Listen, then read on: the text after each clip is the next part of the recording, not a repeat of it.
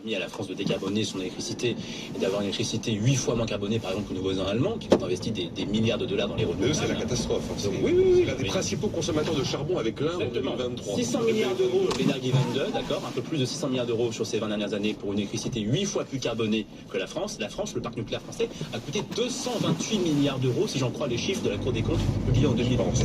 Vous voyez, donc quasiment 3 fois plus d'argent pour une électricité 8 fois plus carbonée. Hein, ça montre bien qu'en effet, l'atome reste l'énergie la plus crédible pour décarboner l'économie.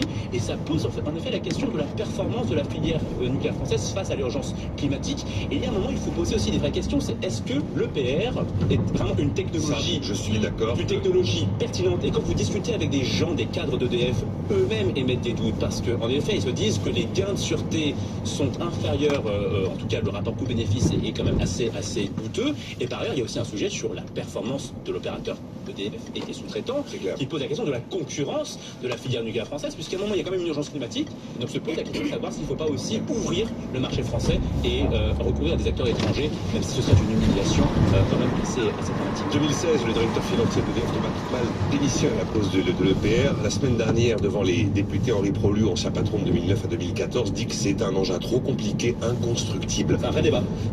Là-dessus, Agnès Michel.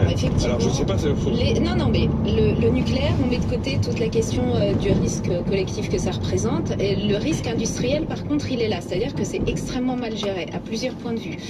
Les compétences humaines, absolument pas maintenues, et on se retrouve dans des difficultés, et les questions de maintenance sont liées à ça. Un défaut total d'approvisionnement. Si ma mémoire est bonne, je crois que l'Angleterre avait provisionné 3 milliards par réacteur, pas par centrale. En France, il n'y a jamais eu ce niveau de provisionnement. Donc effectivement, je pense que les coûts que vous affichez ne sont pas les bons, puisque en fait, en termes de comptabilité, l'enjeu industriel n'a jamais été évalué à sa propre, sa réalité. C'est-à-dire qu'on provisionne normalement, non mais je parle de l'ensemble du nucléaire, du parc nucléaire existant.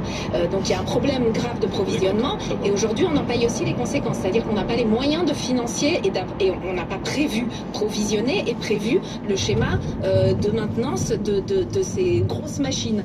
Et effectivement, on a toujours ce totem de l'innovation à tout crin. L'innovation, c'est de la complexité, et la complexité, c'est de la fragilité. Ça vaut pour un certain nombre de produits du quotidien, et ça vaut aussi pour les réacteurs. Donc en fait, grosso modo, le parc nucléaire est un échec industriel dans sa conception, dans son suivi et dans sa pérennité. Je rappelle juste une chose, c'est que le nucléaire ne sauvera pas la planète, quoi qu'on en pense, quoi qu'on en dise.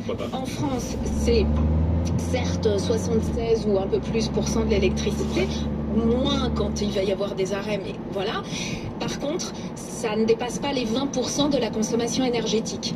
Et dans le monde, je crois qu'on est autour de 5% de consommation énergétique totale qui vient du nucléaire. Donc conclusion, aujourd'hui, l'enjeu écologique ne peut pas être résolu par le parc nucléaire, parce qu'on ne peut pas en construire un en quelque temps. Ça vaut pour la France, ça vaut pour le monde. C'est un sujet lourd. Si ça avait dû être la solution, il fallait s'en préoccuper. Il y a plein de pays qui reviennent. Certes, mais ça ne résoudra pas le sujet. Donc attention à ne pas tout mélanger. Un mot, Anne-Sophie, là-dessus, puis je voudrais vous faire réagir à la phrase du patron de Valeo, là, qui m'a un peu scotché dans les échos aujourd'hui, mais allez-y. Par rapport à ça, c'est vrai que je ferai encore la vision plus par rapport aux entreprises et de la compétitivité. Je comprends ce que vous dites, mais il y a un problème en effet de gestion du temps, à mon sens, qui est central. Quand le nucléaire, justement, et qu'il y avait cette vision qui a été développée, c'était aussi le général de Gaulle qui disait attention, l'indépendance énergétique, c'est quelque chose et c'est un élément tout à fait stratégique pour un pays. Et aujourd'hui, à mon sens, en 21e siècle, cette indépendance énergétique sera absolument centrale dans le cadre du réchauffement climatique. On a ces acquis, on a cet acquis. Alors après, il a été en effet mal géré aussi en partie parce qu'avec le nucléaire, on avait plus de compétitivité par rapport à nos entreprises et en moins de coûts de l'énergie par rapport à l'Allemagne, qui politiquement devait sortir du nucléaire, donc nous ont enjoint d'arrêter le nucléaire parce qu'on allait devenir plus compétitif en termes d'énergie. C'est important de le savoir parce que c'est l'histoire industrielle dans laquelle on est. Je finis.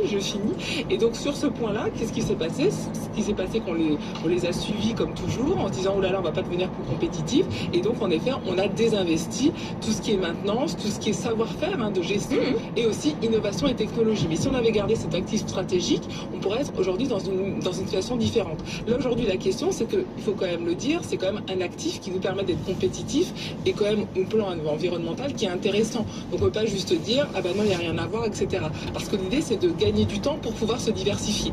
Donc, en effet, moi, je pense qu'il faut réinvestir, alors peut-être sur les nouvelles générations, mais ça a été aussi un des objectifs du gouvernement, mais en tout cas de continuer d'investir pour essayer, parce qu'on a quand même ces impératifs de décarbonisation, donc là, on ne peut pas nier de dire c'est rien. Et pour une fois qu'on a un avantage, on a un avantage compétitif, parce que je suis tout à fait d'accord, la décarbonisation, vous avez aussi derrière des entreprises et des emplois, donc on ne peut pas non plus totalement les oublier. Aujourd'hui, la compétition énergétique aux États-Unis, c'est 5 fois moins que la France et que l'Europe, donc c'est excessivement important. Vous avez aujourd'hui beaucoup d'entreprises qui vont partir dans ces pays-là pour se délocaliser, donc on ne peut pas le nier et dire qu'il n'y a rien à voir. Donc on peut continuer d'investir tout en diversifiant.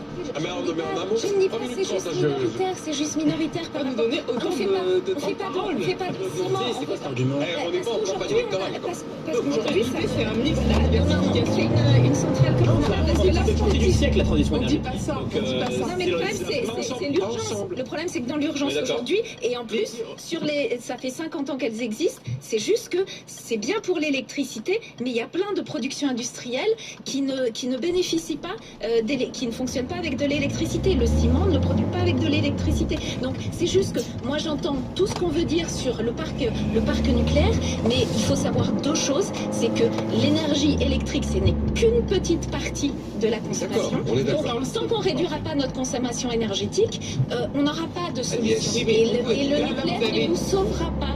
Mais personne dit ça. Par contre, on dit que économiquement, parce qu'on n'est pas les seuls, on n'est pas aujourd'hui les plus gros pollueurs de la planète. L'Union européenne n'est pas le plus gros pollueur de la planète. Vous avez la Chine ou les États-Unis. Donc il faut quand même être. Importer quand même. Oui, peut-être, mais on ne peut pas non plus que se fouetter nous et laisser les autres faire. Donc à un moment, la compétition elle est internationale. Donc c'est aussi bien de parler du nucléaire, mais c'est aussi bien de parler des entreprises et des emplois qu'il y a derrière. Donc on ne peut pas juste sacrifier des gens et de l'autre côté dire on fait que du ce que je dis. nucléaire. Au contraire, soyons réalistes sur la situation sur le et moyen la place du nucléaire et de Non mais attendez, il faut arrêter. 2 minutes, on a fini. Il faut arrêter l'hypocrisie parce que vous avez cité tout à l'heure le livre que j'ai écrit sur la question écologique. Il se trouve que moi, pour écrire ce livre, je me suis farci tous les grands théoriciens de la décroissance comme André Gorz, Ellul, Paul Ehrlich, Dominique Bourretou, et je me suis rendu compte d'une chose, c'est que si ces gens détestent le nucléaire en réalité, c'est pas en raison de ses inconvénients, c'est en raison de ses avantages. Parce que vous avez ces gens qui écrivent noir sur blanc que l'humanité ne doit pas se doter d'une énergie abondante, qu'il faut arrêter de